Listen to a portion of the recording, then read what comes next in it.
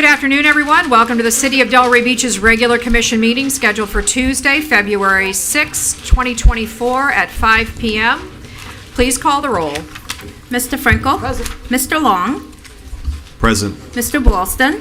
Present. Ms. Burns? Here. Mayor Petrolia? Here, please stand for the pledge.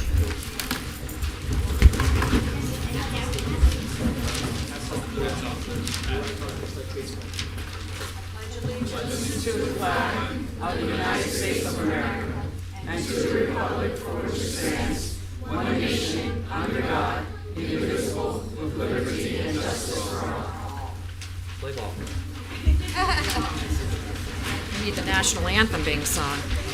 All right, so we're at agenda approval. Any additions, deletions, substitutions? I think City Attorney, did you have something you wanted to mention about one of the items? I was actually going to wait till the item, if that's okay. Okay, not a problem. Anything else? Anyone? Yes. So the item, where's my item? Is that the item that you're referring to that you're going to discuss? 8A, the Education Board ordinance. No. Oh, Which one are you looking at? The I think it's 6. impact fees. 6. Okay, so 6Q1. All right, so we're going to pull that and do 7AA. Anyone else? Yeah, since we clearly have a lot of folks here regarding the Millerfield Elevate matter, I wonder if we could just kind of cover that briefly for the folks that are here. I was going to make a comment about that too, because I know that we've got a large crowd here. So I was going to ask just before public comment that we have just a brief synopsis of what's going on. Perfect. Okay. Vice Anything else? Mayor, did you have something? So did you just pull Yeah. from the consent agenda? Yes. You did. Are we pulling from the Yes. consent agenda right Yes. Yes. now? Then I'd like to pull 6D. 6D will be 7BB. Okay. Anything else? Seeing none, entertain a motion. Motion to approve the agenda as amended. Second. All right, call the roll, please. Mr. Long? Yes. Mr. Boylston? Yes. Ms. Burns? Yes. Mayor Petrolia? Yes. Mr. Frankel? Yes. Okay, presentations. We are at 4A. We have a Employee of the Month presentation. Miss Lachey King, here she comes. All right, our cheerleader. It's perfect timing. Good afternoon, Lachey King, Employee Engagement Administrator. I am here today because we are excited to announce one of our exceptional employees as our Employee of the Month. So let's give a round of applause to Fernando Arosa.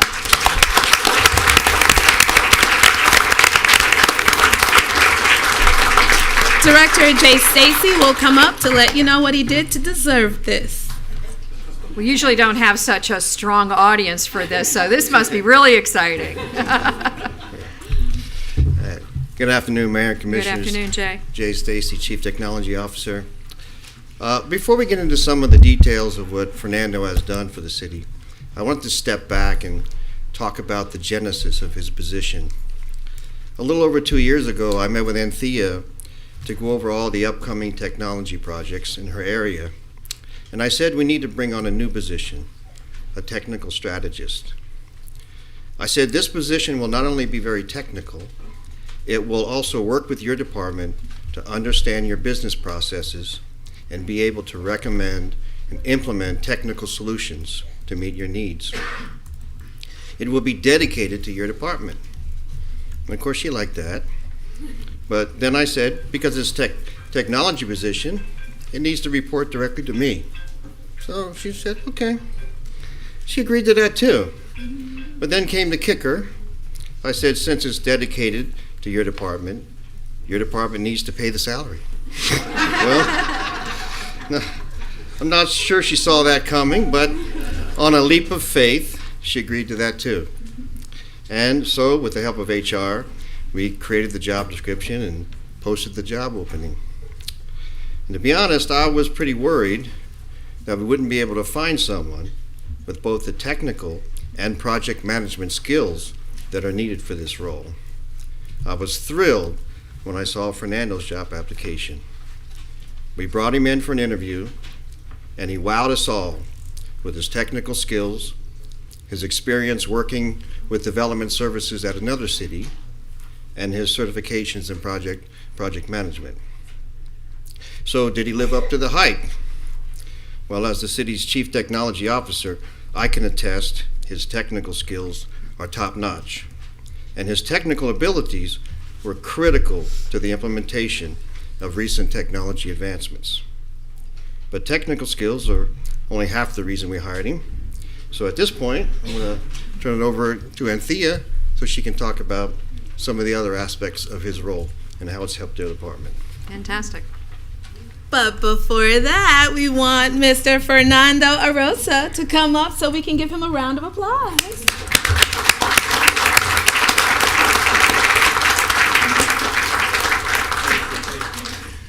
So it was, I think, midway through the budget at 2021 when Jay told me to make all of these improvements work for development services and the people seeking permits in our community, that I needed to come and ask you for another position. And we stood up here and said I needed a technical strategist, and I remember Commissioner Frankel said, Anthea, I don't know what that is, but if you think you need it, you guys also took a leap of faith with us to move the department forward, and so thank you very much. When I tell you that Jay found the right person, it's, I think, important to note that it was the building department that put him in for this award, and that team works really hard. They're just constantly busy. They don't make time to come to their own service award meetings, and I always just get the plaque and bring it back because they're just always cranking. And for them to take time out to say that how much they appreciate this person helping us move forward into, you know, this decade of technology from where we were in about 1987, Chris? Yeah. So just goes to, I think, demonstrate that we really got the right person for the job. It's not just about knowing the technology, it's about being able to explain it to a group that ranges from, you know, young people, this is their first job, you know, to people who are in the drop program and they're coming to the end of their career. And he's just done a wonderful job, and we're very appreciative. So thank you, Fernando.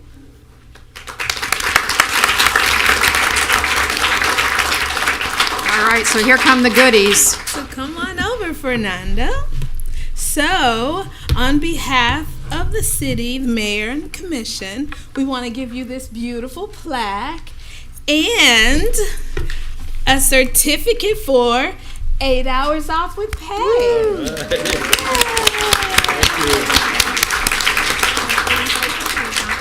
You're welcome to say something if you'd like to. Yes, Mayor and Commissioners, thank you very much. I'm honored by this. Also want to thank Anthea and Jay for their continued support and leadership on getting us moving forward with technology in the department. And in especially the building services team, which is, you know, we don't do anything by ourselves. If it wasn't for them, we wouldn't be here.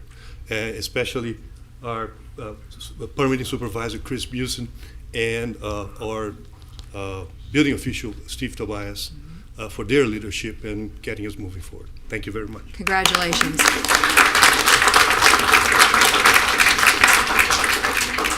Okay, moving on, we've got the Green Implementation Advancement Board's annual report. All right. Oh, you're going to take a picture or two. Okay.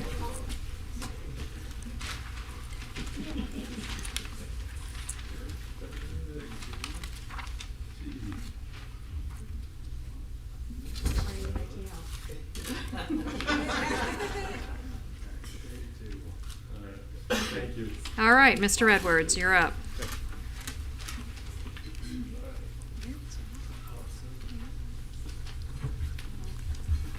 Good Hi. afternoon, Good Mayor. afternoon. Commission. I'm Ken Edwards, the Sustainability Officer for the city, and this is the best presentation that we make all year. So I'm very happy to be here. Before I introduce the speaker, would like to recognize the immediate past president, or chairperson, sorry, of the Green Board. Sarah Lucas is here. Also members of the Green Board, Vinny Ardillo is here also today. So appreciate their participation. And presenting today will be the chair of the Green Board, Evan Oriana. Oh, before Evan, I would like to introduce our new staff person in Office of Sustainability and Resilience. That is Chris Chittister, who is a building professional, and really looking forward to his participation. So without further ado, Evan Oriana, current chair.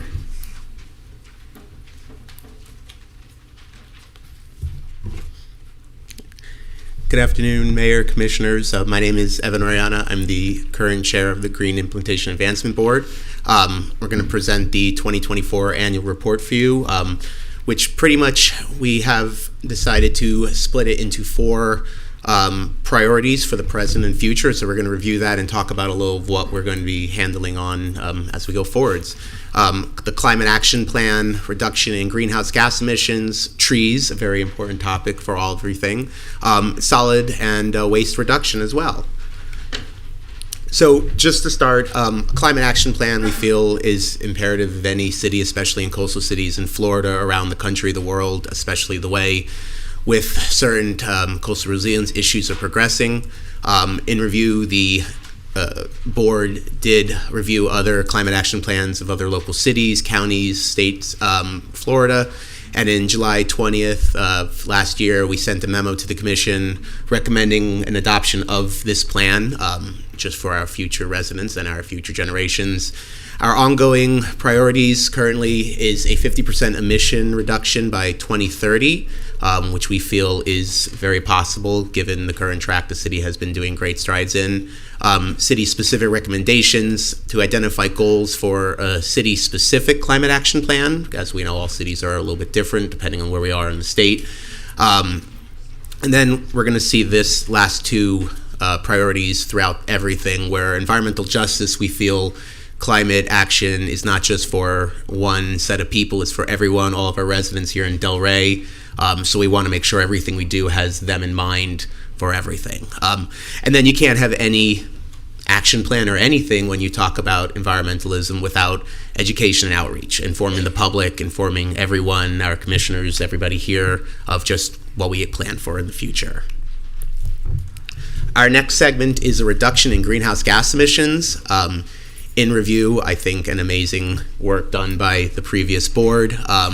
The Green Building Ordinance back in 2019, they recommended to the Commission to a requirement for all new development above a certain size to obtain LEED certification and a minimum of gold level or equivalent.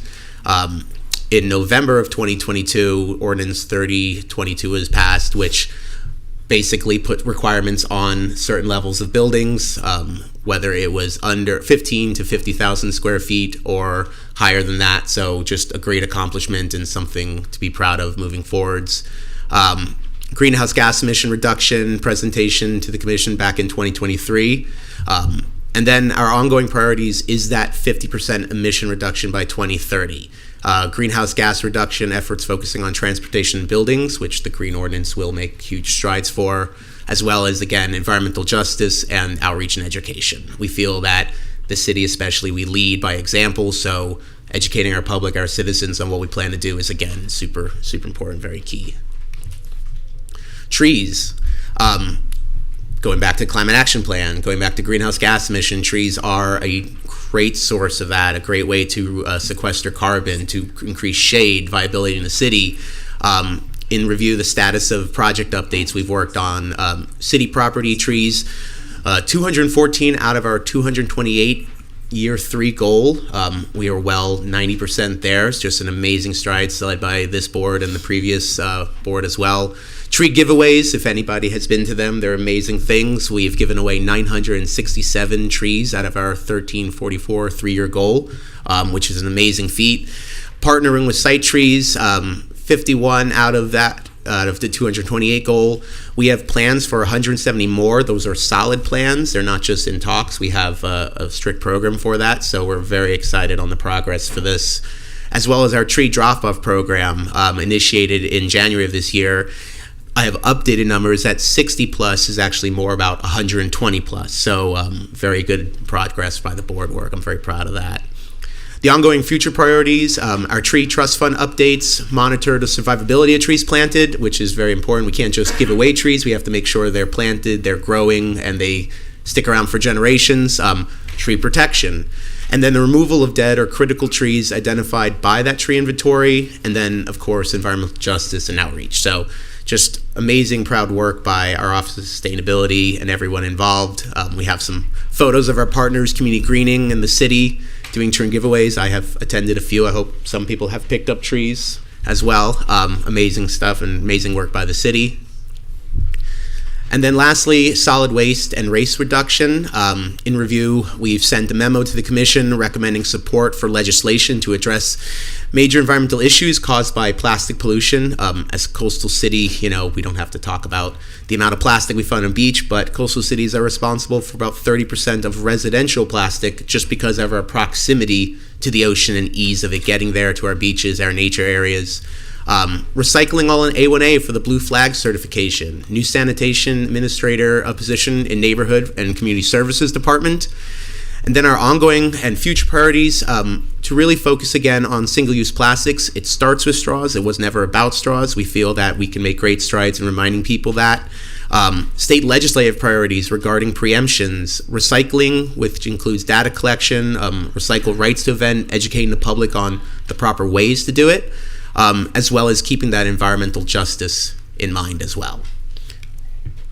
And that is all I have on our amazing work by the Green Board. Thank you so much. Well, thank you so much for the update. We so appreciate that. And as you can tell by the audience, you're doing a great job. Is there any questions or comments from the commission? Just to say thank you, Evan. I sat on this board, so it's special to me, and you guys are doing really great work. Appreciate it. Thank you so much. All right, very good. Thank you so much. All right, moving on to 4C. We're going to invite Mr. Dunkley up to give us his quarterly financial review through December 31st of last year.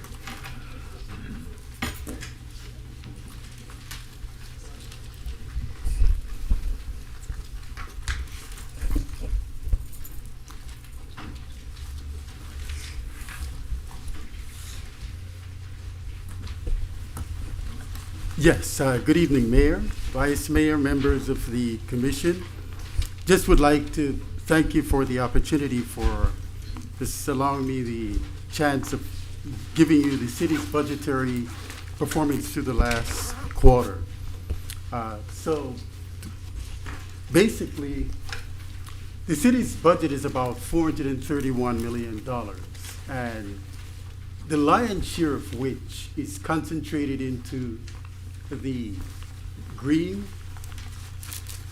bar and the blue bar. Those two bars represent what we deem as our general fund and the enterprise funds.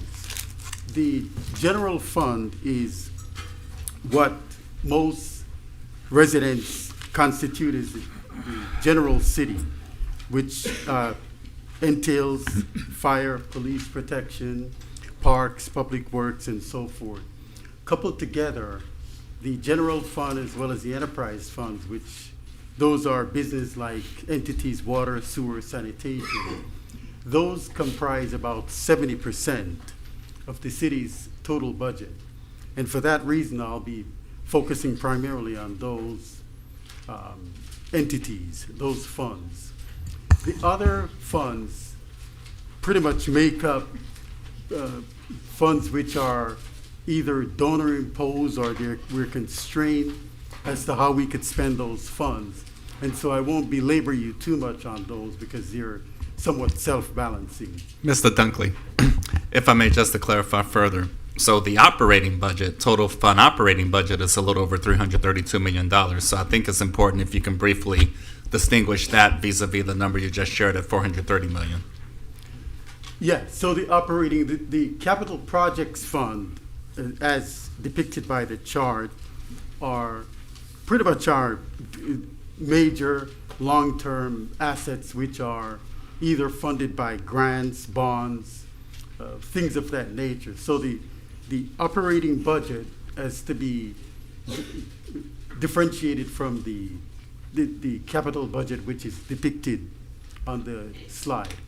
So looking at the general fund, So the general fund, the budget for the general fund, the revenue budget that is primarily funded significantly by taxes. And when we say taxes, we break that down further into utility taxes, electric utility taxes, ad valorem taxes, communication services taxes. The bulk of the taxes, which represents a budget of $100.5 million, is for ad valorem taxes. To date, the city has collected $82 million of the $100 million budget. The utility service taxes is another major portion of the total tax caption, which we've collected $2.4 million year to date. And the next largest category is the communication services taxes, of which we've collected $830,000 of the $3.5 million. The other sources and miscellaneous revenues, those are a little bit more ominous. However, those represent the miscellaneous, represent investment income, administrative fees to enterprise funds, as well as contribution from the Community Redevelopment Agency for the Clean and Safe program. The other sources is somewhat of a catch-all caption. It pretty much represents our prior year surplus, as well as the carryover of prior year purchase orders. From a percentage standpoint, we have collected about 76% of the total taxes. And that is so primarily because most of the taxes, as most of us in here know, we pay our taxes either in November, December, or the earlier months of the year to take advantage of the discount which is offered by the tax collector. The overall percentage collection of revenue for the general fund it represents 54%, largely as a result of our front-end collection of the ad valorem taxes. The personnel services collection represents the bulk of our expenditures for the general fund. We're slightly below the 25% mark there as a result of some vacancies. Overall, the general fund budget is reflecting a 31% year-to-date expenditure versus being 1/4 of the year end. So a good question is to ask why so. And the primary reason is the grant and aids line item. The $22.2 million year-to-date versus roughly $24 million budgeted, that represents payments to the Community Redevelopment District for their portion of the tax incremental revenues. So if you look at the total general fund expenditures, we're not doing all too bad as compared to where we are currently from a percentage-wise, being only 3 months into the fiscal year. When you look at the expenditures from a department-by-department standpoint, where none of the departments exceeded their percentage. So essentially, none of them exceeded 25%, being a third of, roughly a fourth of the year in. So through the first quarter, all of the departments were somewhat below their thresholds. There are a few outliers, primarily when you look at the recreation facilities line item. That is pretty much, it represents the tennis center and the other recreational facilities, that is the old school square. But moving back up one row, the recreational facilities, that is more driven based on seasonal activities such as the tennis tournaments and so forth. The transfers in that line item is, as I had mentioned earlier, is the CRA, payments to CRA. So year to date, we're at 31% of total expenditures, which that percentage is skewed somewhat by the front-end nature of the payments to the CRA. The enterprise funds and selected special revenue funds, the enterprise funds, the primary thrust of those funds is to cover the revenues. So the user fees, we're hoping will cover the expenditures. And thus far, those funds are holding their own. If we move on to our total cash and investment position, as of the end of the calendar year, which is our first fiscal quarter, we had about $218 million in cash and investments. And it is allocated in the various captions: bank deposits, liquidity. Our liquidity portfolios are short-term portfolio. That represents cash, rather investments that we can liquidate rather quickly to fund our near-term cash needs. The core portfolio is a little bit longer in duration, and that is managed externally by a third-party entity. I just want to kind of clarify one thing. The total cash and investment is different from our total fund balance. A lot of people at times mix that up and say, oh, you guys have $218 million in fund balance. Just as an individual would have funds in the bank to pay their bills, and that doesn't represent their net worth, so too does the city. We have salaries, wages. We just paid our bonds for the recent issue of the general obligation bonds. We have pension payments. So these resources represent funds with which we use to pay those liabilities, as well as some of the resources nonetheless represent funds for future uses. So if you look at the portfolio, what this chart depicts is the white bar is how much can we invest into the various, what they call sectors. The sector U.S. Treasuries, agencies, those are the different types of investments. And the further down you go to the ABS, which are asset-backed securities, the riskier the portfolio. So as would be expected, the Treasury securities, we can invest 100% of our funds there, but we've only invested a little bit over a quarter of our portfolio. The maximum maturity analytics, likewise, our investment policy states that we cannot, typically 5 years is the longest that we can invest in most of our instruments, and we did not exceed that in any of the sectors. So if you look at the portfolio performance, and I apologize for the very small writing. So the portfolio performance, the major takeaway from this slide is that point blank we've beaten the benchmark.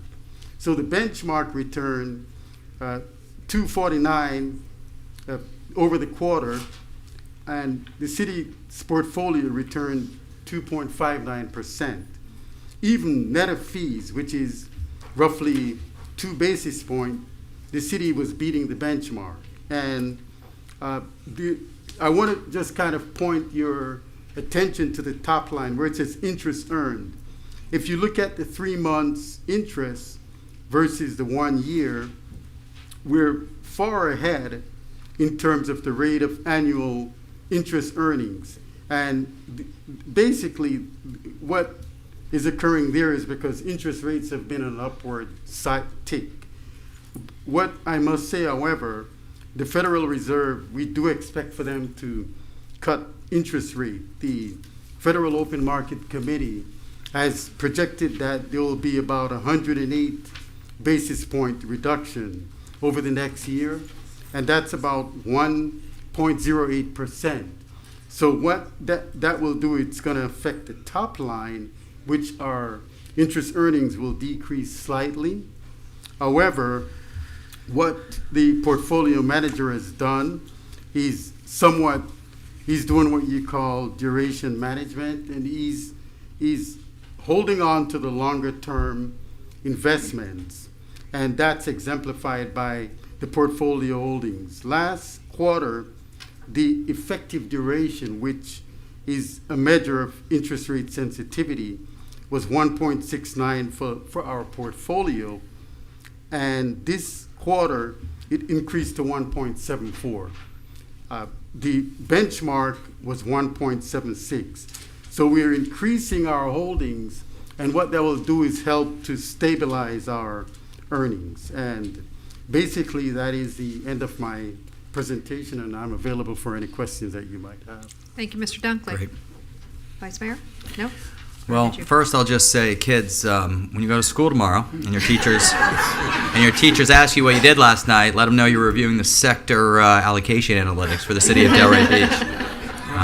That will impress your teacher. You know what? The only thing I had that I know isn't included, and that's okay. But if it just as a follow-up, some of the smaller enterprise funds, some of the smaller funds like our tree fund or in lieu parking fund, don't necessarily need it to be included in a high level like this. But as a follow-up, I would like to know the balance of those two funds. Yes, and Vice Mayor, what I did was the detailed information, but I will certainly have that in our next. I'll kind of juxtapose those on another slide. Okay. All right. Yes. Great. Appreciate that. Thank you. Commissioner Burns, anything? No, nothing. Anything? Thank you. Commissioner Deputy Vice Mayor? Okay, thank you so much for your presentation. We appreciate it. All right, this is at comments and inquiries. Mr. Moore, you are the first to speak on that, and I'm going to ask for the liberty to address the issue that we have many of the people here for, if you are not going to do that. By all means, that was simply my update to you all right there. Please do. All right, so I received a call, and this was, I guess it was last week, from a Greg Murray, he's probably here somewhere, with respect to XLB and their current spring schedule for our, I guess it's the Little League travel team for Delray Beach. And I just want to mention to my colleagues that this is a Delray Beach resident program. They had a plan of having their teams, or have 5 teams. I guess it's 8U or 8 and under, up to 12 and under. And out of nowhere came a message that the city was not, or I don't know if it was the city or if it was, because I didn't see the piece of paper, but somebody had canceled their program. And so I wasn't really aware of why. I was going to bring this up in comments, but we've got everybody here, so I thought it would be a good time to talk about it. And again, I just wanted to say that these are Delray kids. This is a program that is not starting up this year. This is a program that's been ongoing for several years with no conflict. And so I just wanted to bring it to the attention of my colleagues to see if there is a way to be able to allow them to at least get through their season and then discuss this further as to how we handle this. These are our fields. I understand we do have an agreement with Elevate on those fields. And so I'm going to ask Mr. Sam Mitat to come up here and let us know if you have an understanding as to what happened and why this took place. Why do we have all these great kids here? And by the way, I just want to mention to the moms and to the kids, you guys are amazing, because this stuff is not easy. So you've got great kids and you've done a great job. I mean, we went through a lot of stuff that I know that none of you guys understand, and so to be sitting there very quiet and patient, thank you for that. Yes, sir. Good evening, Mayor, Commissioner Sam Mitat, Director of Parks and Recreation. You kind of gave it a good synopsis, Mayor. From my understanding, we got an email this weekend, and at least I did. I got an email this weekend very similar to you, and just to paraphrase, it's the same thing. We've kind of had this travel baseball team participating. I've learned that it's kind of been a function of the Little League organization. Right. The Little Leagues kind of brought them in as like an extension of their program. Talking to staff and kind of how we got here, What it is, as you know, you mentioned it, we have a lease with an organization called Elevate. Elevate's a baseball academy, camps, clinics, training over at Miller Park. They've been there for a long time. They're formerly known as Bunky Dent. Right. Many people are familiar with them from that. Part of their contract gives them the approval of any travel organization baseball program. It overlaps quite a bit with training, camps, clinics, things like that. So it is part of their contract. Elevate contacted the city and said, we're aware of this organization running the travel leagues, and we don't approve of this. We've told them we don't approve of this. According to what we've heard from them is they told them last season that, we'll let you finish the fall, but we're not going to be able to approve this. So they let us know. We made those phone calls kind of reiterating this stance within the contract and this clause, and I think that's how we're here today. So let me ask you a question. Do they conflict with Elevate's schedule? Is that the reason why Elevate does not agree with them being on the field? No. Okay, and these are our kids and these are our fields, and I understand that we do have a contract, but my question is why would we not allow our children to have a team, a travel team based out of our children on our fields? I'm just asking that. And why would Elevate have an issue with it? I can't speak for them. Okay. I'm not even sure if they're here to represent their side. We as the city, we don't have an issue with travel sports. We have them in other organizations. The Delray Rocks travel to other cities. AC Delray with soccer. The Riptide does it with lacrosse. So basketball, and I can go on. So we do have that. It's simply an extension of this contract and lease agreement with the clause in there specifically saying that it's not allowed there, because I believe their intent was that they would be able to run travel program if they chose to. Well, they're not choosing to, and we've got kids that basically are, looking to play and are at the level where they, are able to do the travel. Do we have in that contract the ability to be able to say, well, we're going to make our decision for our, the time that is off time? Do we have that ability as a city and invite them in? I don't believe so. That would be no, we do not. Okay. No. So what happens? We basically, these kids are not going to have a place to play because of the contract that we have? And let me ask you another question. What's the out clause with Elevate? So they just entered their third and final renewal, which is a 5-year renewal, which ends in 2028. Do we have a cancellation clause? There's a termination. There's a termination without just cause. Well, we can't terminate without just cause. And then even then you have to give 60 days notice. We can terminate the lease upon 18 months notice to the less. Oh, actually, no. They can terminate the lease upon 18 months notice. So the city may not terminate this lease without just cause, and then only upon 60 days notice if said just cause results from lessee's action or inaction. So the lease actually specifically states there was an amendment done several years ago, back in 2013, that lessor shall not allow, and the city is a lessor, shall not allow the use of the leased land by any other baseball training school, individual baseball instruction classes, baseball camps and clinics, or baseball travel team practices unless mutually agreed upon. And as Sam said, the city didn't have the problem with it. It's the other party, which is Elevate. Right. Well, I guess my concern is that normally we have leases that have 30 days out, generally, don't we? And so we just renewed this, do we not? We don't have out clauses. I mean, this is a long out clause. This was negotiated in 2003. So, and it is a lease, which is more than a license. A lease gives you, almost like ownership rights to the property. Sam will tell you that Elevate treats this property like it's their own. And I think that's why this lease has those types of provisions, because they do heavily invest in the property, which is why I think that the lease was written this way. But, we would have to have just cause, and from the way that the lease is written, they are permitted to say no to this. So I understand the concerns, Mayor, but I don't think anybody on here was here in 2003, even Commissioner Frankel. Yeah, even you. I don't think you were here for this. And this is the language that's mutually agreed upon. We can only amend a lease if there's mutual agreement of the parties. So Elevate would have to agree to make this change to the lease. So with a consensus from the commission, can Mr. Moore, can you and Mr. Mitat put together a meeting with Elevate before we jump into the contract, get the attorneys, any more involved than just I letting don't us think that know we what the have any contract is. ability to be involved, to tell you the truth. So But they've got a there's no secure cause. contract. But I mean, I agree with you. We should at least try to negotiate this season out. And Well, maybe more than that. And if so, we can, sure. They've been a long-time partner of the city. I don't think they look at themselves, hopefully, Elevate doesn't look at themselves as just a vendor. If they are a partner, they should be able to sit down at the table with us and have a conversation about what today's commission is given a consensus for and what we would like to see happen. And then we'll see where the conversation goes from there. Again, I think I was made aware of this on 1 week from, I think, Tuesday of last week, and then got all the details within like the last 24 hours. But I think with the consensus from the commission, you two gentlemen can take care of that, take that to the next step, and then we'll see really where we're at.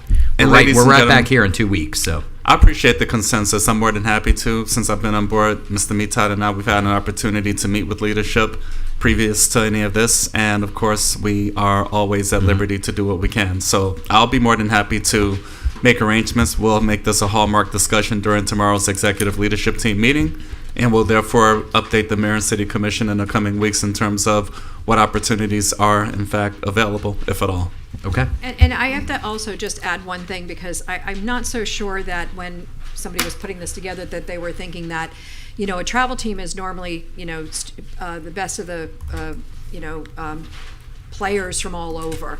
This is our city's players. These are the kids that are coming up through. A lot of them are playing on our Little League teams right now, and then they're selected out and they're on the travel team because of the fact that they can play against, a little higher grade kid elsewhere. So that's the one thing that I have to tell you that is really disheartening to me. What we're doing is we're taking our fields and we're putting things on them and not allowing our own children to be able to use them at off times. This isn't conflicting with something that's already going on at Elevate, and that's the problem that I have. So I hope that that's, made very clear in your conversations. So I think you guys, you know who you have on your side. Unfortunately, we do have a contract that has to be, has to be honored. However, hopefully there'll be a mutual understanding or agreement that we can maybe put this together. But we're going to try we're going to try to do the best that we can, and know that you have, I would imagine, 5 of us up here that are all, Absolutely. Wanting to see you guys have your season this year and future seasons as well. So thank you guys for all coming out as well. Thank you. Before we say you guys can leave, I just want to make sure that if there's anybody else that wants to say anything, that they do. No? No? Anybody? Okay, very good. So you guys don't have to stay any longer if you don't want to. We'll give you a couple minutes to leave unless you all want to speak. And if you want to speak, we're going to be having comments coming up for the public, and you're welcome to stay and make your statement. You'll have 3 minutes, okay? Thank you very much for all the information, Sam. Okay, Mr. Moore, did you have anything else that you wanted to add? No, ma'am, I'm all set. Thank you. All right, very good. So this meeting is now open to the public to public comment from anybody wishing to speak on any topic or agenda item other than a quasi-judicial item or a public hearing item. The public will have the opportunity to speak at quasi-judicial and public hearing items later in the meeting. For public comment, just make sure that you sign in, state your name and address for the record, and you'll have 3 minutes. Give them just a couple of seconds to file out, and we will continue.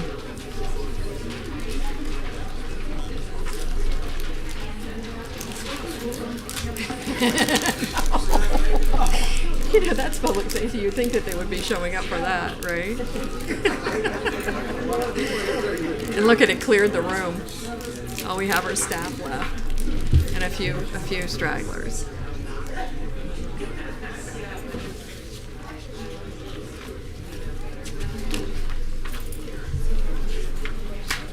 All right, so let's go ahead and begin. If anybody else is here talking, just take it out into the lobby if you don't mind. Thank you.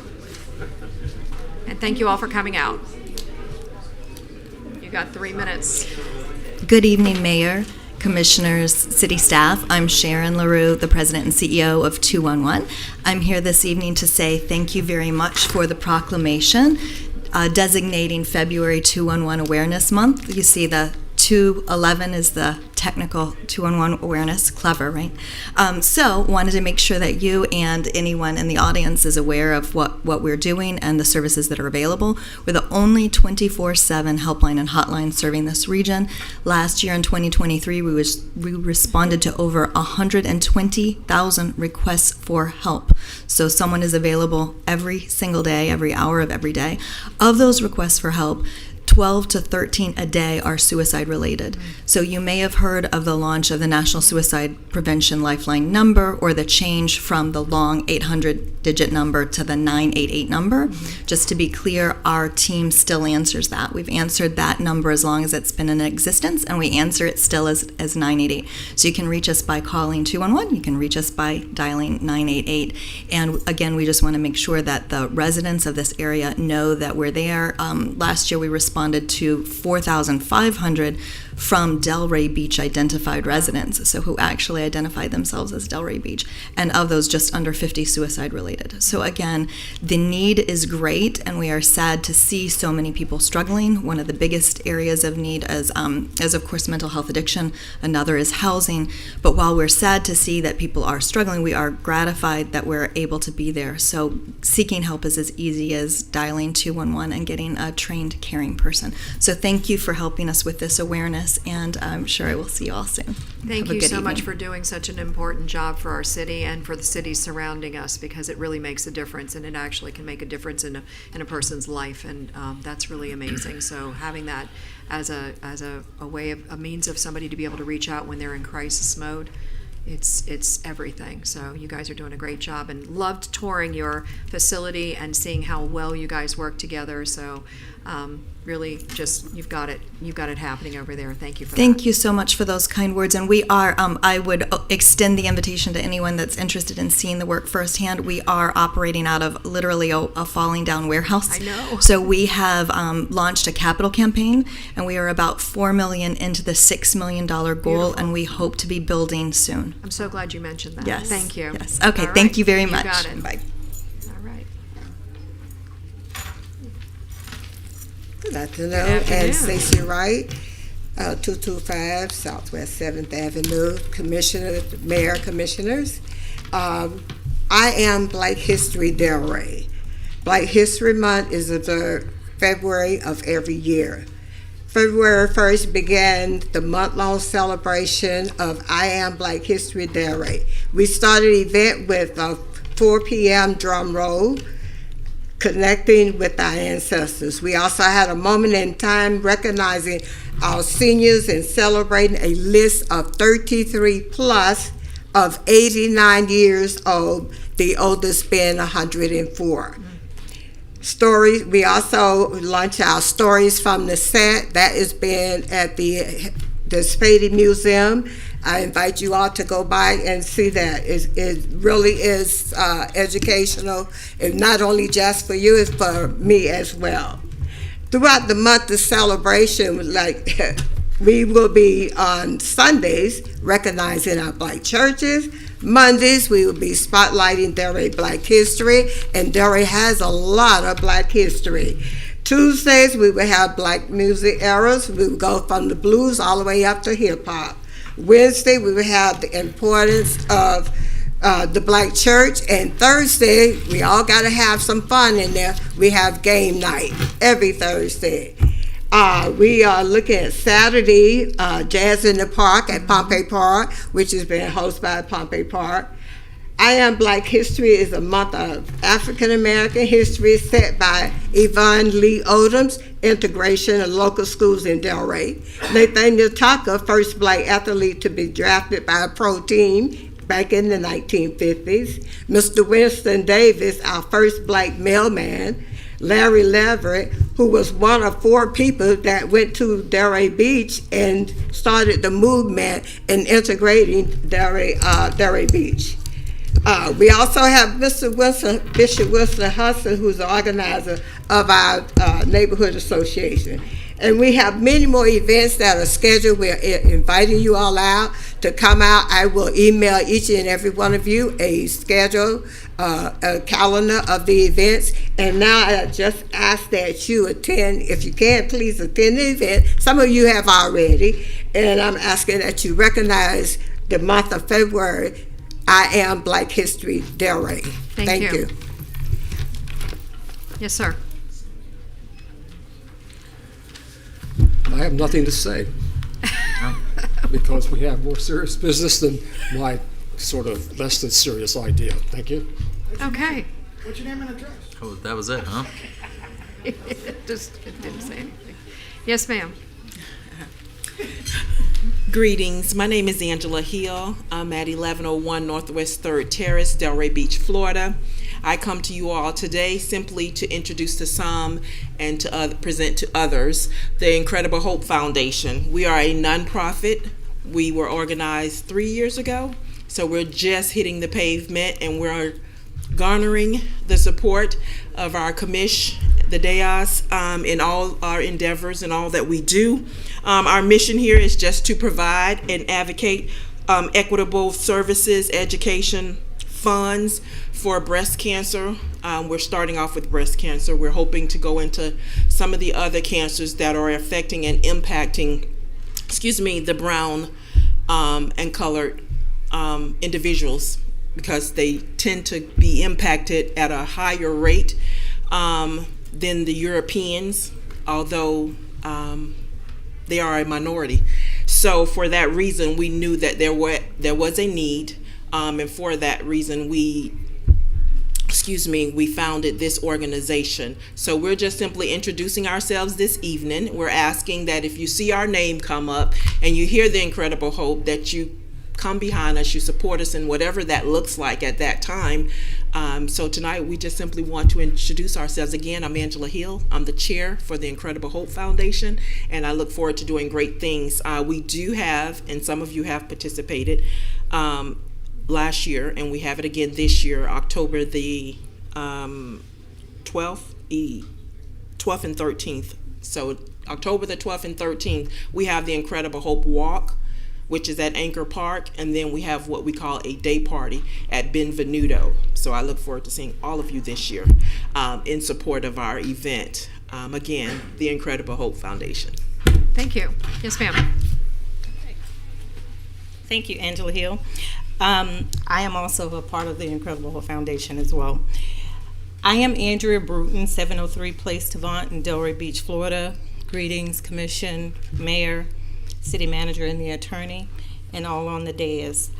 I've been a part of the city's Let's Move. I've been the city's Let's Move liaison for the past 7 years, and it is that time of year beginning on March 1st through the 31st. For those that don't know what Let's Move is, it was the former First Lady Michelle Obama's initiative when she was in the White House. However, since they left the White House, Palm Health Foundation in West Palm Beach decided to make it a countywide competition between municipalities. So anytime you do from March 1st through the 31st, anytime you do any type of physical activity for 30 minutes or more, you would go onto Palm Health's website and log your minutes in. It's going to be under the City of Delray Beach team.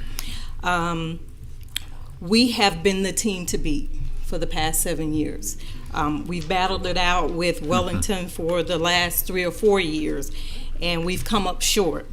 And we're tired of coming up short this year, so we're asking our commission to get involved, our residents to get involved. And I know we're very active. We have the tennis center, we have Pompey Park, we have Miller Park, we have so many parks and schools, and just people doing personal fitness with the gyms. We're asking you all to get involved so that we can make the City of Delray the champion. We've been dubbed the City of Champions.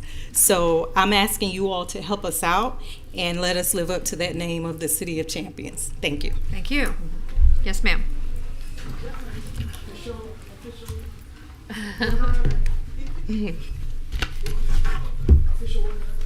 Yes, ma'am. Good afternoon. My name is Robin Johnson Blake, 4439 Brandon Drive, Delray Beach, Florida. I'm just here with a recent concern, the incident that happened regarding a water bill.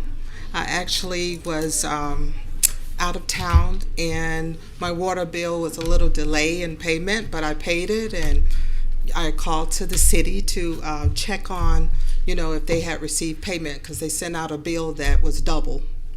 And they had received it, but what was interesting is they asked me they didn't have that much information on me, if I could email my license and my deed to my house.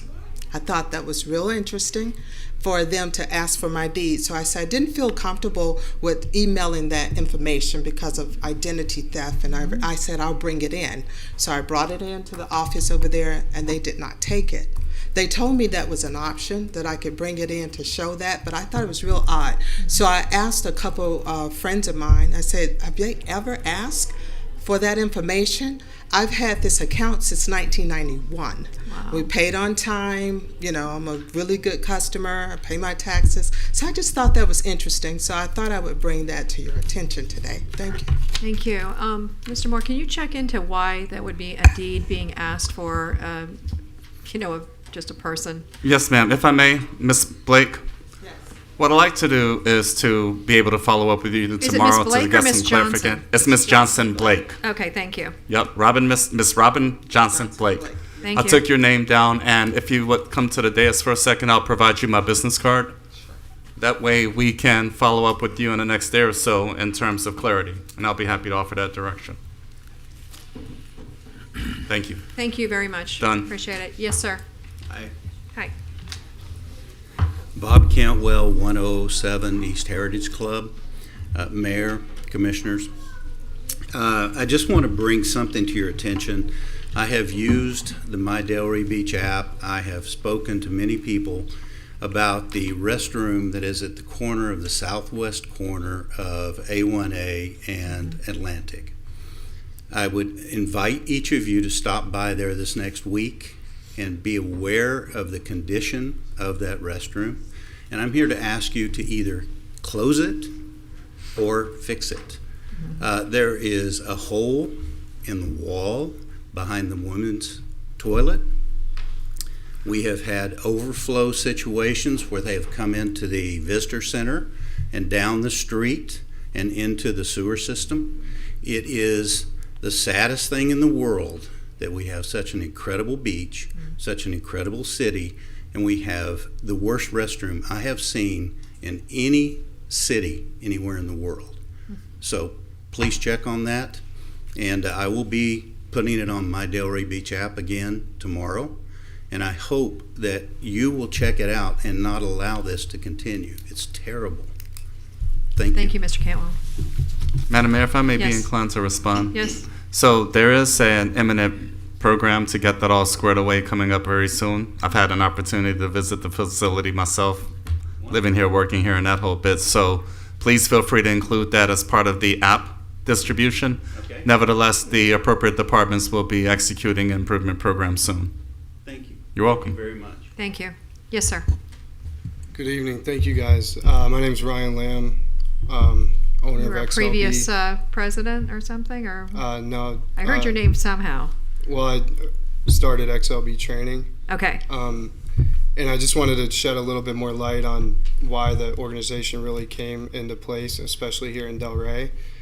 The Little League came to us in 2016 and wanted to offer these extra opportunities to the kids, and the point was to help the Little League grow, make the kids better athletes. But our organization is about more than baseball. We want to teach them life skills through the sport of baseball. And, then it was the one team, the first, started with one. And now it has been successful, and it's been great for everybody involved, and it has grown, and it's been tremendous.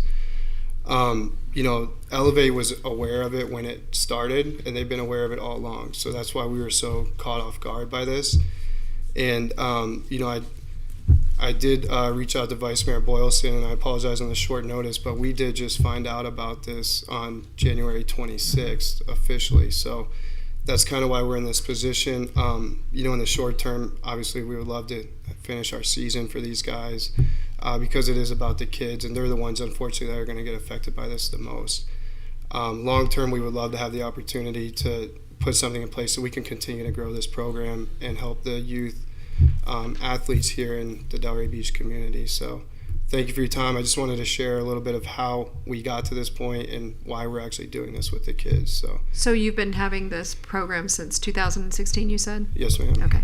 That's what I thought. You, the person I spoke with basically told me it was many years that you guys have been doing this. Yeah, and we're still there because it's been great. Yep. You know, we've worked with 3 different Little League presidents, and it started for a reason, and it has grown, and we understand things change as you grow. Sure.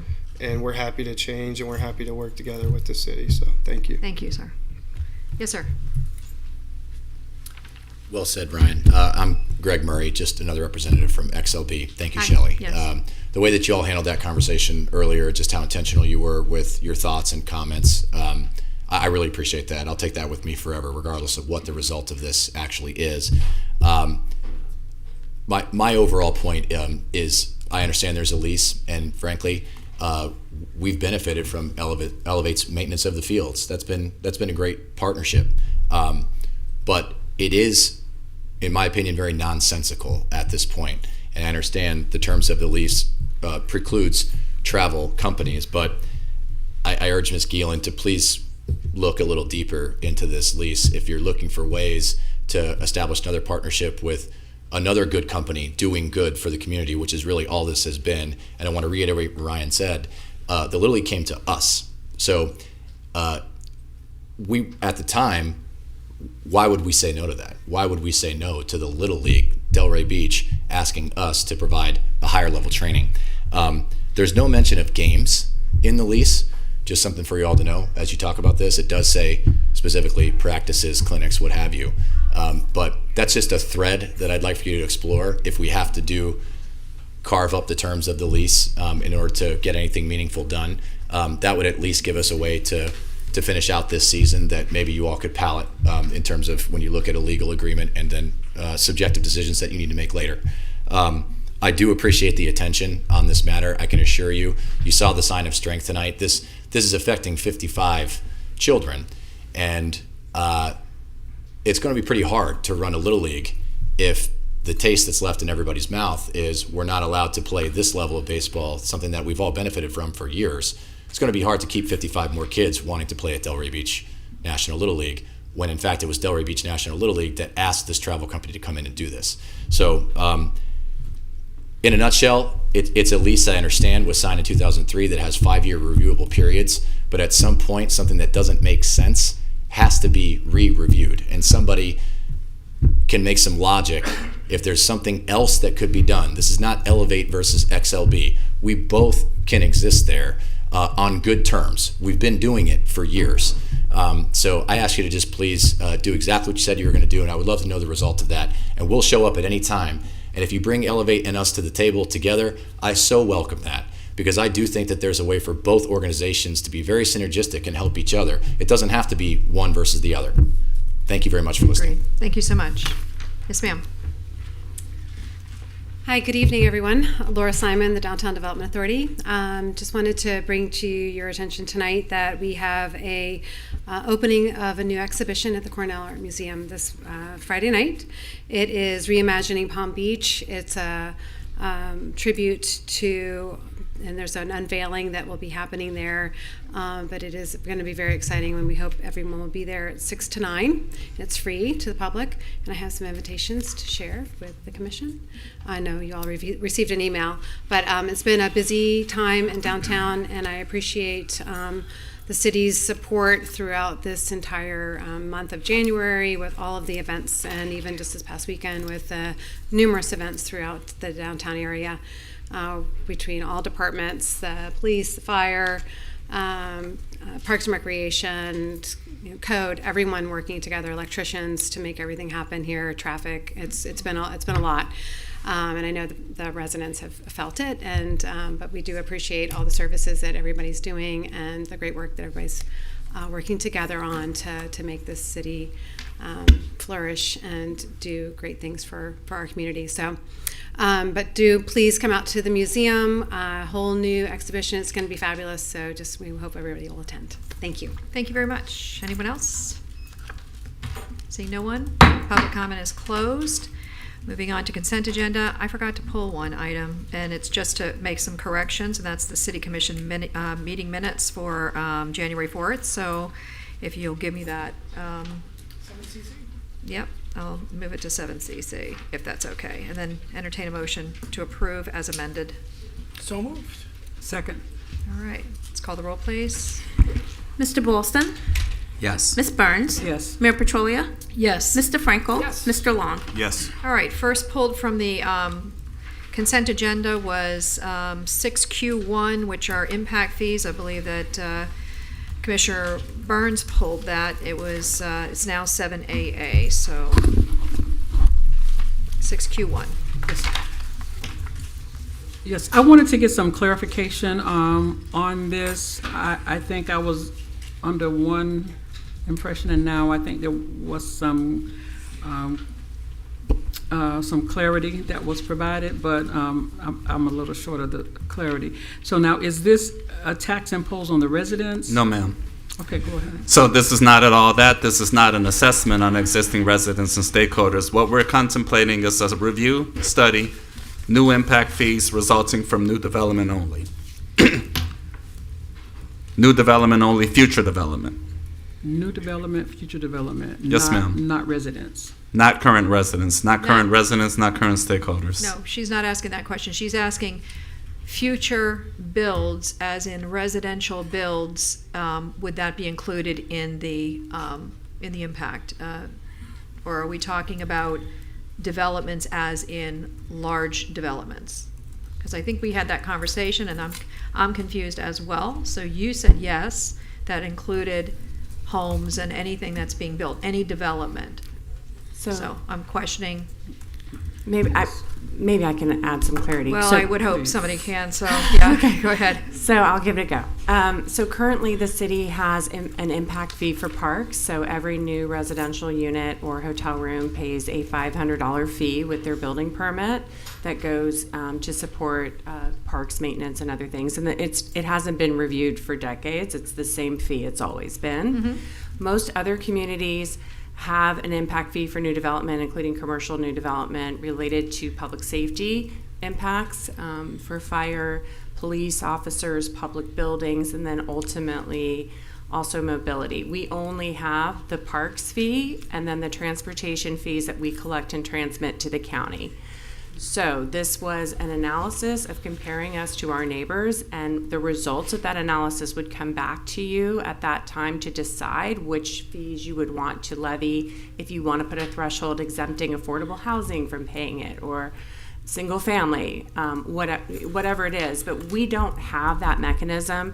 And most recently, we found ourselves with Parks of Delray, which is a rather large development. No, it wasn't Parks. It was a different one in that area on Congress. That was tripping the threshold for the state fire code, where we had to do a needs analysis, and it's just much more simple and it's more predictable for investors and everyone involved if there is a per unit fee assessed for different purposes the way our neighbors do it. And so this is just a contract to do that analysis. Nothing would result from it without action by the commission.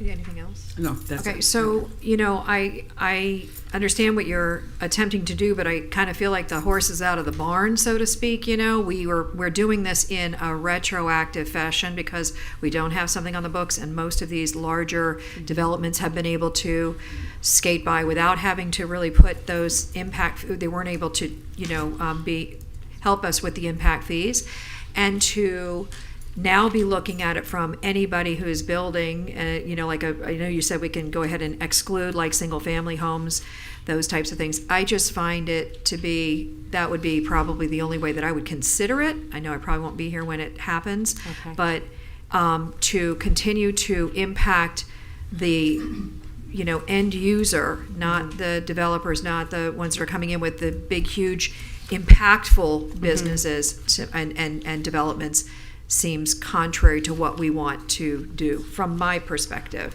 Well, so There's a lot of potential development. I know no one likes to hear that, but Yep. we are going through redevelopment, which is Yep. particularly painful for all of our residents. But the other thing, there's an accompanying study that we're working on as well, which is we need to do an evaluation of our building permit fees. And so I think the goal is to kind of complete those hand in hand, that those permit fees may need to drop, that feeds the building fund. And then we would have this come online that would go into funds to be tools for this commission to absorb the impacts of new development. Will those impact fees be, what's the word I'm looking for? You know how you have to use the permit fee or the building fees, you have to use them in the building department. Will those alleviate that issue? So in other words, that they can be used elsewhere? Well, the ones that are for public safety and fire, I think, go to support Have to go to public safety and their fire. apparatus Right. purchases. Right. I'm not sure. And Hugh, Right. jump Yes, in they'll, if they'll be accounted for in a separate fund. Okay. Each particular impact Yep. fee will have its own fund. All right. All right. And these are not assessments. This is not a No. fire No. assessment, police assessment, No. or any of that. Not whatsoever. All right. None. Okay. That answers my questions. All right. Entertain a motion if you guys have answered questions. Motion to approve. Second. Call the roll, please. Ms. Burns? Yes. Mayor Petrolia? Yes. Mr. Frankel? Yes. Mr. Long? Yes. Mr. Boylston? Yes. All right. So 7BB is 6D. And this is I think it was the education? I'm sorry? Data sharing agreement with the school district of Okay. Palm Beach County. And that was taken off by Vice Mayor? Yes. Okay. I think I shared last meeting, and obviously the second reading was pulled today in regards to our education committee. I would want to have that as a holistic conversation in regards to this agreement with the school district, the school board, in regards to data. And at the very least, I would like an opportunity to review it with staff. This was added to the consent. I didn't have this on my list. And would want to make sure that we're getting all the data necessary for us to make the right decisions. I'd actually really like to even have input from the Chamber of Commerce, because some of this data would also come from Delray Full Service Center and their partners, but potentially at Palm Beach State, which could be very helpful to any workforce education.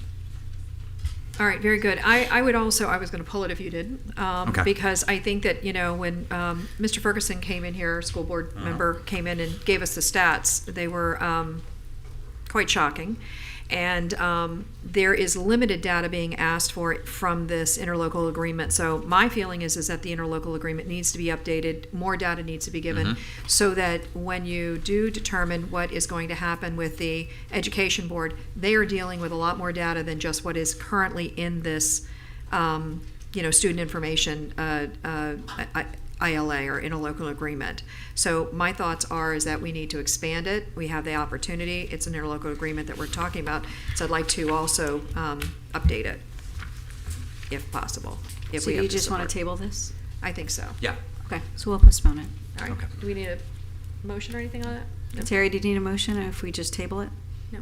Thank you. Okay, very good. So moving on you. to, you got it, 7CC, which was just the last poll, and that was the, just some minutes. I just wanted to mention to you that under the spot where, I don't even know where it was 6, I don't know where. 6A this way. Yeah, no, but there was I'm pulling from memory now as to where it was in the minutes when we were talking about the water billing. There's no mention of who brought that up. That would be me. I want to make sure that that is put in there, because there was, as far as bringing that to, we have the agreement as to how we voted on it, but it really was it was absent, and this is what people use for our records. It's important to understand how that kind of progressed. The second thing in there is that below that line, below that section, it says something about that the utilities department being returned to the utilities department. So billing has been left off of that. That was something I think that was just a typo. And then thirdly, under 7B, You have 5 members saying yes to a vote of a 3-2. It should say 3 members yes, 2 members no. So there's a typo with the 5. If you can look at those 3 things. We will. Okay, great, that's it. Entertain a motion to approve. And what was that? What was that last part? Oh, there was a vote that was taken, and it says yes 5, and then it has 3 members written out, and then it has no 2, and so it just needs to be changed to 3 instead of 5. It's just a typo. So I just wanted to make sure that it was reflective of what happened. Entertain a motion for those changes and for the Motion to approve. Second. call the roll, please. Mayor Petrolia? Yes. Mr. Frankel? Yes. Mr. Long? Yes. Mr. Boylston? Yes. Ms. Burns? Yes. All right, very good. Moving on to 7A, which is a quasi-judicial hearing. I'm going to go ahead and read the quasi-judicial rules into the record. This hearing shall be conducted in accordance with quasi-judicial rules. The applicant and the city shall be allowed 15 minutes each to present their case. The public shall be allowed to speak for 3 minutes each, or a maximum of 6 minutes if the person represents an organization or a group of people who are present and agree not to speak. The city commission, the staff, and the applicant may be allowed to cross-examine a witness. The city or the applicant will be allowed to offer rebuttal testimony. The decision to approve or deny an application or appeal may not be legally made upon personal views as to whether a project is a good project or not, nor may a decision be based on the numbers of citizens who support or oppose a particular project. The law requires that all decisions must be based on whether the project meets the requirements of law, the comprehensive plan, and the land development regulations. At this point in time, if there's anybody that's here that's going to be speaking to 7A, and I think that's the only quasi-judicial hearing we have on the schedule. Yes. Okay, so just stand and raise your hand and be sworn in. All right. By the authority vested in me as a notary of the state of Florida, do you swear or affirm that the testimony you're about to give is the truth, the whole truth, and nothing but the truth? All right, this has to do with the unimproved right-of-way lying between Wallace Drive. There's two addresses on Wallace Drive, so at this point in time, I'm going to ask for my colleagues any ex parte communication, starting with the Deputy Vice Mayor. None. None. None. Aside from asking Jeff in the lobby why he's here tonight. None. None from me either, so we're going to go ahead and have the project file entered into the record. Good evening. For the record, Anthea Geniotis, Development Services Director, and I'd like to enter file 2023-182 into the record, and Mr. Costello is here with the presentation. Very good. Welcome. Good evening, Mayor, Commissioners. Jeff Costello, JC Planning Solutions, Delray Beach, Florida. Here representing the applicant, Jordan Huffer, 1107 Wallace, LLC. And by the way, it's 3, there's only one quasi-judicial portion, but you're dealing with 7A 1 and 2 as Yes. well. Okay. If it's approved, Mayor, then those would. The other 2. There's no discussion on them. I got you. Okay, very good. Thank you. Go right ahead. So the area in question is the unimproved portion of the right-of-way between Southwest 10th Avenue on your screen here and Wallace Drive. The property, there's a single-family residence to the north and the south. These are just some photos of the properties as they currently exist. The side yards, you can see, are very heavily vegetated, used for parking for the adjacent residents. To the east, improved rights-of-way. To the east is industrial and residential. To the west is industrial. And then you have to the north and the south. Just a brief background. In 1950, the north 25 feet of the right-of-way was dedicated via plat. And in 56, the south 25 feet was dedicated via a separate instrument. This area was once under county jurisdiction, was annexed in 1988. And the rights-of-way have been utilized and maintained by the adjacent property owners, basically as their side yards. The request is for the city to abandon its interest in this right-of-way. It's approximately 8,900 square feet. If abandoned, the property would then return to the adjacent properties, 1043 and 1103, as it was dedicated. The proposed use is to redevelop this site to accommodate an industrial development. The land use map designation is commerce. Zoning's light industrial in the Wallace Drive overlay district. The area does contain existing utilities. There's an existing water main down the center line And the proposal is to ultimately relocate that main. We're working with utilities department, and the route that's shown on the screen is the preferred route. And in the meantime, while this is going through, there would be the 50-foot general utility easements, which are on your agenda as a separate item. Required findings can be made with section 3.1.1, land use map consistency. There are no changes to the zoning or land use designation, concurrency. There are no changes to the level of service in this area. Again, the general utility easement will be provided. It is consistent with the comprehensive plan, and as we go into the presentation, we'll see compliance with LDR section 249B6A through C. Regarding the comprehensive plan policies, 2.7.7, the city has no identified use for this right of way, and as we indicated, the general utility easement will be provided over the existing utilities until such time those are relocated. Regarding the neighborhood district and corridors element, the existing street network will be maintained throughout the area. And then with regard to the Wallace Drive redevelopment plan, the policy 2.715, provided on your screen is an excerpt from that plan, and in the highlighted area it basically recommends the abandonment of the unimproved portion of Southwest 11th Street between 10th Avenue and Wallace Drive.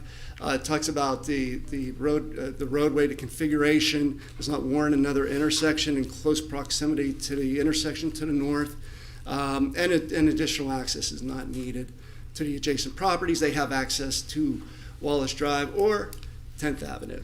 This is just a map from the Wallace Drive redevelopment plan, really encouraging assemblage of land within this area for redevelopment, economic development activity in this industrial area.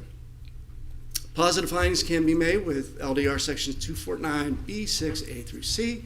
Regarding A, this portion of 11th Street is unimproved, and there are no plans to improve this portion for any public purpose. Regarding B, primary access to the abutting properties is available off of Wallace Drive as well as 10th Avenue. And C, with regard to would not result in a detriment or surrounding area regarding access or utility services. Utility services will be maintained with this right-of-way dedication, with the general utility easements, and in the future will be relocated. To summarize, the abandonment consistent with the comprehensive plan, access to properties will be maintained, the 10-inch water main will be relocated in the future. In the meantime, a 50-foot general utility easement will be provided, and then the existing street network will be maintained. City engineer recommends approval, and the Planning and Zoning Board recommended approval. That concludes the presentation. Available for any questions, and respectfully request your approval. Thank you. To the city. I think you've got a thorough overview. I do want to put a couple of items just into the record for your consideration. The first is that you have 7A, I lost the numbers, A2 and A1, because ultimately the general utility easements, because the right-of-way reverts to the two properties. There is actually two, one for each address that Mr. Costello showed you in the presentation. And you can see in the area that the circulation pattern moves around here. It's unusual that we have a redevelopment plan that suggests not knitting our streets together, but in this case, this is a light industrial area, and the plan actually directs, the Wallace Drive redevelopment plan actually directs that unimproved and underimproved rights of way shall be abandoned when it facilitates the aggregation of parcels and larger scale development, provided that the right of way is not essential for traffic flow. That's on page 19 of the plan. And ultimately, as you know, we don't have a lot of light industrial property in the city, and so this is a way to allow for some economic redevelopment to happen in this area. So again, this is the existing conditions. You got a good overview for it. Ultimately, when the documents moved through formal legal review, the decision was made to have two general utility easements, one stipulated for each property, but the concept is the same. And again, the criteria that you must find has been fully analyzed in the Planning and Zoning Board report. And the recommendation by the city engineer is attached as backup to the file. You are allowed to require conditions, and in this case, the condition that staff has put forward are the 2 general utility easements, which have already been executed on behalf of the applicant, and if approved tonight, will just be signed by the mayor. So again, on December 18th, 2023, the Planning and Zoning Board reviewed the applications and voted 5-0 to recommend approval, and I'm here if you have any requests. All right, well, this is a quasi-judicial hearing, so we're going to open the lectern up to anybody who would like to speak to 7A. Seeing no one, public comment is closed. Back to any cross or rebuttal testimony from either party? None. Okay, to the commission. Question for you.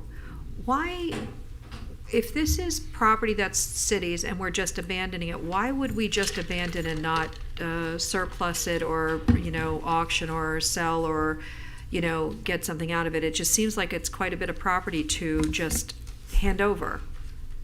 I mean, because when you make a determination that there's no longer a use for it, you have to give it back the same way that you got it. So if it was dedicated to the city originally, we have to dedicate it back to the property owners. So it was established through the original plats where in the older parts of the city, the easements for roads are kind of like super easements. They're right-of-way dedications, and the code directs, based on how a certain area was platted, exactly what the city attorney said, that it goes to the center line of the road, goes back to either property. I gotcha. Some of our newer developments out west, the roads are actually private tracts. They're parcels that are dedicated to the HOAs, but in this case, it's really like a super easement, and once you don't need it anymore, it goes back. Thank you. That answers my question. Any other questions from the commission? Nope. I entertain a motion. Motion to approve. Second. Call the roll, please. Mr. Frankel? Yes. Mr. Long? Yes. Mr. Boylston? Yes. Ms. Burns? Yes. Mayor Petrolia? Yes. Okay, so we don't need 7A or B. Thank you. You need 7A1 and 7A2, but there's no discussion. These are typically on consent. Okay, So so you can just entertain a approve them motion. collectively if you You have to want. do them separately? No. Motion to approve. Second. Call the roll, please. Sorry. Mr. Long? Yes. Mr. Boylston? Yes. Ms. Burns? Yes. Mayor Petrolia? Yes. Mr. Frankel? Yes. All right. Congratulations. Thank you. You got it. Thanks. 7B, resolution number 37-24. Okay, this is a redesignation of a street name out at the Parks of Delray development. So there are no residents there yet, so this one is relatively painless.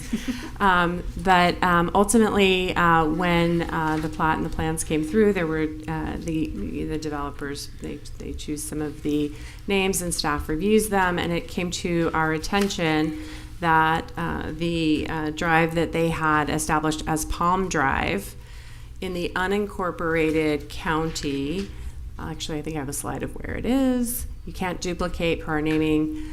So this is actually not technically in the city of Delray Beach. This is way east. There is a Palm Drive, but even though it's in an unincorporated area, the address is a Delray Beach, Florida. The zip code is the distinction. And so this was caught, and we reached out to the developer and asked them if they had another name that they would like to use, just in an abundance of caution, to make sure that our fire and police know exactly where they're going. So there's tons of policies related to why this is a good idea. I'm sure I don't need to explain them.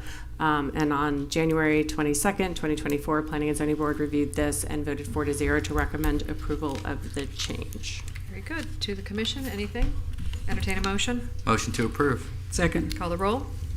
Mr. Boylston? Yes. Ms. Burns? Yes. Mayor Petrolia? Yes. Mr. Frankel? Yes. Mr. Long? Yes. All right, moving on to nomination for appointment to the Planning and Zoning Board. Mr. Boylston? Yes, Miss Challen has a recommendation. So this is the appointment as a result of the unexpected passing of Julian Blankenship. I spoke with Kateri earlier today, and that was Deputy Vice Mayor Long's appointment. Okay. And unfortunately, she didn't really get to serve a very long part of her appointment. And so I was going to suggest maybe allowing the Deputy Vice Mayor another opportunity to appoint someone. No problem. Go right ahead. Unless, is there any Well, I hesitation? just agreed. Lynn brought this to my attention, and of course, I think it's the right thing. Mhm. But I don't know if there's He was going He to has to request. appoint tonight, right? No, he doesn't. He Okay. can defer for one meeting. Yeah, I'll need to defer, and I appreciate everyone being on board with that. Thank Yep, you. No problem. All right, so we'll move it, and it'll be Deputy Vice Mayor's appointment next meeting. All right, moving on to 7D, the exciting one for a certain person up here on the dais. This is the attorney merit increase, and this would be Mr. Dwayne DeAndrea. Dwayne DeAndre, Human Resources Director. Exciting time to be here in front of you. Can't believe it's your 8th year this year. Fifth wow. year anniversary as our city attorney here. Got you beat, though. So Yes, some people do. In one aspect only, years. So just Not a little, salary. just a little background here info. I did receive all of your performance evaluations, and Ms. Jellin did see all of them. Cumulatively, the score came to 4.94. Just a little background for you. Last year, the City Commission approved a 7% merit increase for Attorney Jellin. And you can do whatever you want, more accruals for vacation, merit increase, whatever you'd like to do. They're your employees, so she's your employee. All right, to the commission. I'll start. Go ahead. There's no one I rely on more in the city. The city has great employees, but there's no one that I rely on more than Lynn. I think since coming back, and there was a little for my new colleagues, when I first started in 2009, we had in-house counsel. And then for whatever reason, the city went with outside that was somewhat part-time. And when I was reelected to the commission almost 6 years ago, we went back in-house. And I think it's been a success. Yes. And I think it says a lot about Lynn that not only is she spectacular and available 24 hours, 7 days a week, but she also has an amazing team that she's assembled. And up here, we're very lucky, as well as our residents and visitors and staff, and all fives from me. And on top of, and in relation to my ratings, I would like to put on the table an extra 5 days of vacation time as part of going forward. Okay. Deputy Vice Mayor? I'd support that, Commissioner Frankel. And my review reflects this, but I also gave Ms. Jellin all fives. I'm new to this, just sort of a year, but I don't know that I could do it without Ms. Jellin's help. I've learned a lot, and you've been extremely helpful. You've been always accessible, a source of sound, level-headed advice up here. You're always prepared. You have an incredible staff that respects you, and I'm really just very grateful that you're up here with us. So thank you. Thank you. Going over to Ms. Burns? Yes, there's not much more to be said. know. I echo everything that my colleagues have said. I also gave her 5.0. It's just been astronomical help to me, and it has making being a commissioner very easy for me. So I appreciate it, and I support the opinions of my colleagues. Thank you. And Vice Mayor? You hear that? You've made this job very easy for Commissioner Burns. Yes, she has. So I give you all fives, but I don't know if you've made it very easy for me. So maybe I need to. Ouch. I don't know. You've made it easier for me. I don't know if you've made it very easy. But yes, I did give Michelle all fives. Each year, I think I'm in the minority in sticking with. We do have a policy for raises for our team members, so I'll stick with that policy. But I know some other additional things have been thrown out. So. And you're okay with the 5 days, or you're saying no to that? That's unique. I kind of threw a curveball there. Can you just give me a little background on why you're recommending the additional 5 days? Other than she deserves it. I've looked at what other cities have done, and I think it would be appropriate given the level of service and reliance that I have had with Ms. Jellin, not only with her, but her department. If you look at some of these recent rulings, the city's won again, the city won the appeal. Mm-hmm. It wasn't always that way. No, And it absolutely Yeah. wasn't always that way. It was, we just settled most of the time because nobody was willing to even go to the bat, and that's what caused so many lawsuits to stack up because it was just an easy way to be able to stub a toe and get some money. I hate to say it, but that's what I walked into. Yeah, sure. So it's a whole different ball game. Yeah. Well, in years past, there's been a majority to go outside of the parameters of the merit increase. What are you recommending this year? I think everybody was saying stick with it, right? Or I mean, I would be fine with the 7, and then the extra 5 days just as an extra bonus to say thank you. Vacation. So my husband's going to kill me for saying this, but I think you should stick to the policy. I know that's okay. I think. Can we do the extra days? Exactly. So I would be in favor of following the policy. What's the policy? And 5 the days? addition of that. 5 days. Yes. Yeah. 5%. Yes. Yeah. Okay, that's fine. Okay. And everyone spoke, or Mary, I mean, you haven't spoken. Well, I was going to say, I think I have used up at least 5 days of your time over the weekends, and so that's an easy one for me, to be able to say you deserve that, because we do call you at all hours, weekends and everything, and you have a family, and I just appreciate it. I have to tell you that if it weren't for you, I don't know where we would be on a lot of issues, especially those legal matters that come far too often. So you've done a great job on many of those, especially those recently that we've been really able to celebrate, big wins on. So thank you very much, and I'm in favor. So I would make a motion. Oh, and I just want to mention, I am probably the only person that didn't give you straight 5s, but it has nothing to do with your performance. I'm just a little harder. I don't, there's always some room for improvement, and that's why I write out usually what I feel, but it has nothing to do with, that I feel anything less. And at the 4.94, you can see that it was very close to a 5. So anyway, I think still very good. Yes. Do we need a motion? Yeah. For a 5% merit increase pursuant to city policy, an additional 5 days of vacation because she takes her kids to the coolest places. Second. All right, call the roll, please. Ms. Burns? Yes. Mayor Petrolia? Yes. Mr. Frankel? Yes. Mr. Long? Yes. Mr. Ballston? Yes. Thank you. Thanks. Thank you Good so job, much. Lynn. Thank you. All right, one public hearing, and this is the one that I'm going to let Ms. Jelen tell us what she wants to Yes. do with it. So I'm just going to read the caption just for the record Sure. purposes. Ordinance number 09-24, an ordinance of the City Commission of the City of Delray Beach, Florida, amending Chapter 32, Departments, Boards, and Commissions by amending Section 32.29, Duties and Responsibilities, to update the purpose of the Education Board, providing a savings clause, general repealer clause, and an effective date. I apologize that this was put on there. I did misinterpret the direction. We should have waited a little bit longer. But that being said, and speaking to some of you about what's on here, I know that the Education Board wants to look at this again, and I think that's probably a very sound idea. I also think that perhaps maybe looking at the composition of the board might be something that's worthwhile. As you know, Janai Bones, who is our education/workforce coordinator, her job is a little bit more broad than her predecessor. And so it might not be a bad idea to maybe look at the composition of the board and maybe bring in other specialties, maybe lower the number of people on the board, because I know that sometimes they might have an issue with getting everybody in there.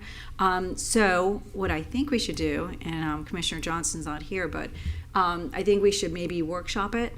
And maybe even invite the Education Board to come in for that workshop, just to get their feedback. You can listen directly from them, so you're not hearing a third party, and maybe have that roundtable discussion with them in order to get better insight. We can talk about that data sharing agreement. School board members maybe want to join. I think that might make it more meaningful.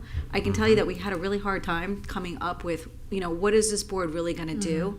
And I think that joint conversation would be probably most beneficial. I agree. All right, so we can table this. We don't need a date certain. Oh, okay. We'll have to. I don't want to put a date because I don't know candidly if we're going to be able to get it done before March 19th, just to get everybody in the same room. And we don't have the next meeting scheduled date. So so sarcastic. Oh, sorry. Wow. The shucks. I Snap. know. I get it. So anyway, so we'll just table it, and then we'll reach out to the commission, the Education Board members, schedule that joint meeting, and then have a better discussion. Okay, so the question is that because it's a public hearing, do we have to open it up, or we do not? No. Okay, very good. And so do we need a motion to, and a second We need to a motion to table this postpone it? until Yeah, further okay. direction. Entertain a motion. Motion to postpone. Second. Call the roll. Mayor Petrolia? Yes. Mr. Frankel? Yes. Mr. Long? Yes. Mr. Boylston? Yes. Ms. Burns? Yes. All right, we have two first readings, ordinance number 04-24. Not paying attention. An ordinance of the City Commission of the City of Delray Beach, Florida, amending the land development regulations of the City of Delray Beach Code of Ordinances, Chapter 4 Zoning Regulations, Article 4.4 Base Zoning District, Section 4.4.13 Central CBD District, Subsection 1 CBD Parking Standards, Subsection 2 Minimum Number of Off-Street Parking Spaces, to extend the parking exemption for changes in commercial use within existing commercial buildings and associated outdoor areas within the West Atlantic Neighborhood Subdistrict of the Central Business District through December 31st, 2026, providing a conflicts clause, a severability clause, authority to codify, and providing an effective date, and this is first reading. Okay. Entertain a motion. Motion to approve. Second. Call the roll. Mr. Frankel?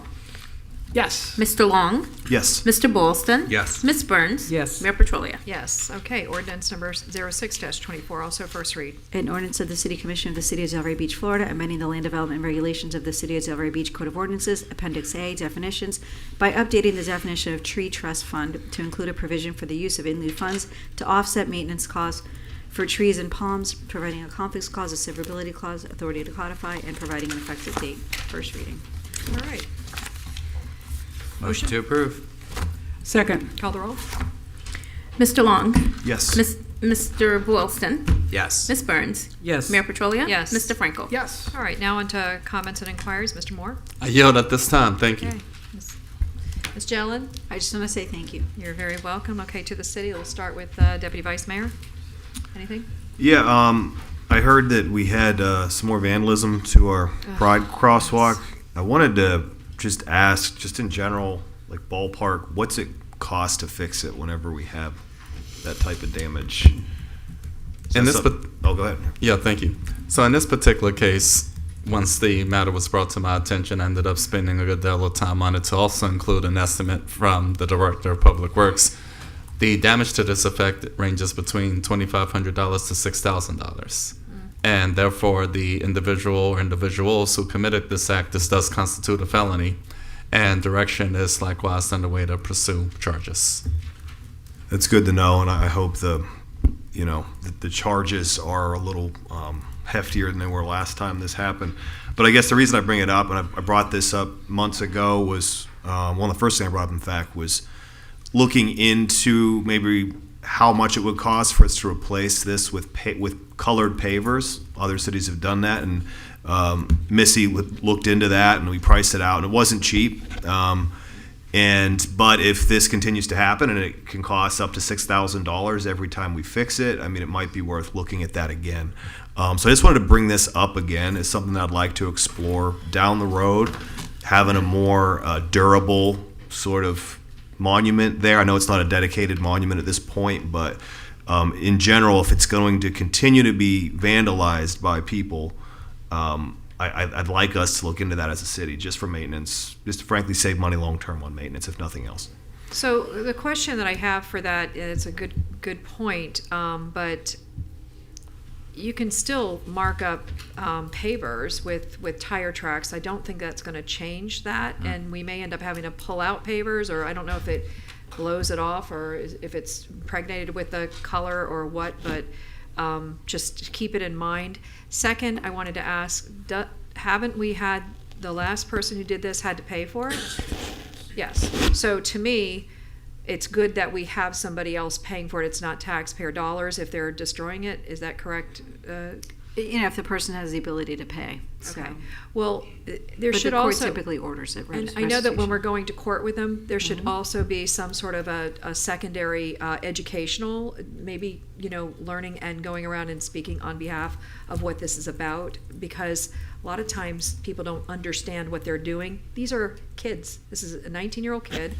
They may not have a good direction at home. I'm not giving them excuses, but I'm saying that sometimes the parents will pay for something and then it really doesn't reflect on what the kid learns. So I think that we can't, there's going to be limited amount of what we can do, just like the last time.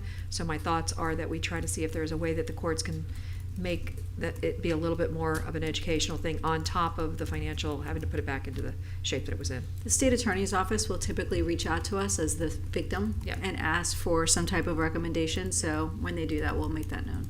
Okay. We're prepared. Pardon me? We are prepared to that Okay. effect. All right.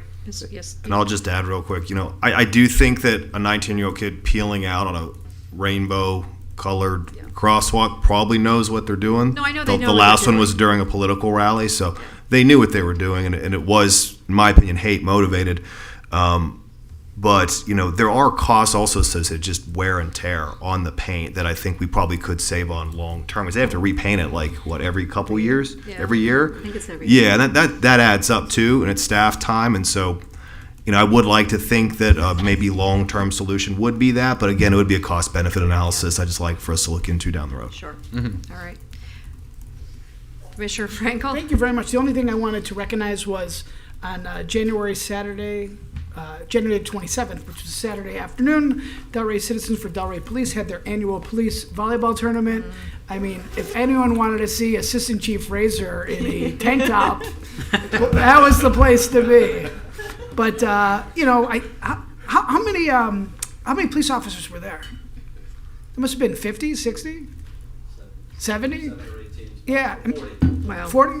But it was a great event for not only our police department, our city attorney, city manager, many local residents were there. So sorry, Chief, you didn't win again this year. Maybe next year. But just a great event for our police. So fantastic. That's all I got. Ms. Burns? Yes, I just wanted to, I think Ms. Ann Stacy Wright brought it up. We had a great kickoff for our Black History events in the community. We've been honoring our elders and recognizing Black leaders in our community. We had a great parade with 33 entries in it. And I just want to say that, it's been great. Community is really enjoying it and appreciating the fact that, the city is supporting and this effort. And I also wanted to say thank you. I think we received some goodies from children, some prayers, some goodies in appreciation to the commission from I'm going to mention church. that. What's that? I'm going to mention that. Oh, okay. Okay. So I just want to say thank you. That was so nice, very kind. Go right ahead. You beat me to the punch. Oh, I brought that in there for everybody. I didn't realize it. Okay, so go ahead, Vice Mayor. Yeah, I would like to second all of that, especially Saturday with the parade and the Black Excellence event and everything in between. That was a great day. I did have an opportunity to go and thank our volunteers as the Delray Beach Open kicks off. A lot of new faces, a lot of new volunteers, which I thought was great as well. The other item that I have to bring up is, and I've tried to work with staff on this. I don't like bringing it up from the dais. Our gates of our parking garages on the beach say they are open from dawn to dusk. The parking lots. Oh, parking lots. You said garages. I'm sorry. The gates Gotcha. at the parking lots, which is where you have your permit to go park. Right. A lot of our residents. Again and again, especially from one resident, she takes pictures almost every morning and sends them to us. Not only are they not open at dawn or dusk, they're not open at 8:30. They're not open at 9 a.m. some days. I've brought this up, Mr. Moore, to you. You've brought it up to the team again and again and again. I don't like to bring it up from the dais. This is really frustrating. These should be open at dawn. Those the parking lots should be open so that they can utilize the permits that they pay for, and then close at dusk. I don't get any complaints about it not being closed at dusk. Right. But I do get the complaints, and I got another one today, and again, it's from Miss Linda Thompson, who has been monitoring this, and she has a long record. I mean, it's sporadic. It's absolutely sporadic. Yes, sir. Of when the gates are going to open, when the parking lots are going to be available to our residents. Yes, sir. If I can piggyback on that, we have some, like Catherine Strong Park, where we don't have access to Catherine Strong Park, where there are gate accesses. And it seems like it's strange to me that the community that's surrounding it has to go all the way around to get into, go play basketball, let's say, where they could go straight in from the street to play basketball. It's just a chain link, lockup that never gets unlocked. And I'm not sure why that is, but it seems odd to me that we should have access to these and it should be locked up in the evening and opened up. It's just a park ranger's, Right. job. And it just feels like there is some, maybe some things that we need to improve on. Not just that, but also making sure that access points into parks should be opened up. It shouldn't be inconvenient for the goers to have to walk around in order because somebody doesn't want to open up a gate. And if Direction the will case be is offered. that it's at dawn, it's started, and they go around the whole cycle, no, you got to start early. So the last gate you're opening up is at dawn. Absolutely. Fair observations, ladies and gentlemen. Direction will be offered. Very good. Okay. Thank you. Anything else? Nope.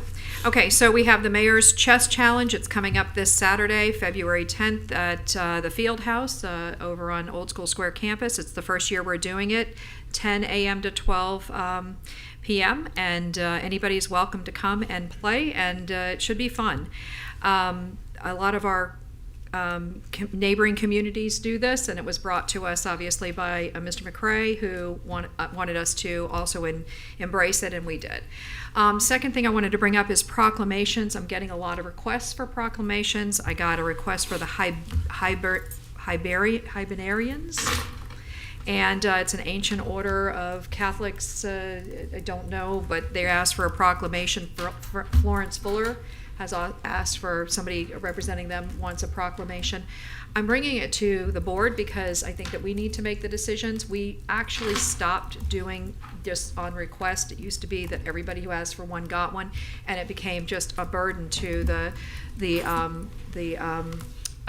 clerk's office, so we stopped it. We just have the proclamations that are on there. But anything that affects us, the city of Delray Beach, directly, I think that's where we normally would say yes to a proclamation. I'm not sure that these come into that, so I wanted to just ask if anybody's interested in doing proclamations on either of these two, or if we just say. I haven't been contacted by either. Yeah, I don't, listen, I get a lot of these requests, but I don't want to leave them in case there's something that's important that you guys know of that I don't. So to me, I'm just okay with saying we're good with proclamations at this point.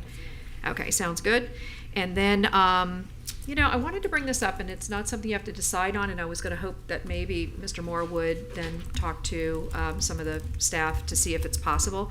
But one of our cities to the north is doing beach bonfires. I've always wanted to do that here, but when we had certain fire chiefs, they said no. I don't know about this fire chief, but I'm thinking that it would be such a cool thing to try because we've got such a great beach, and it would bring people into that area as a potential. But I don't want to. I just want to say maybe we explore it with Mr. Moore and the fire staff, and if they say it's a no-go, then we just go with that. But it's just such a cool thing to do if it's something that we could do, and maybe even if there's something going on like a concert in that direction, and we could do it at that point in time just to bring some interest to the beaches.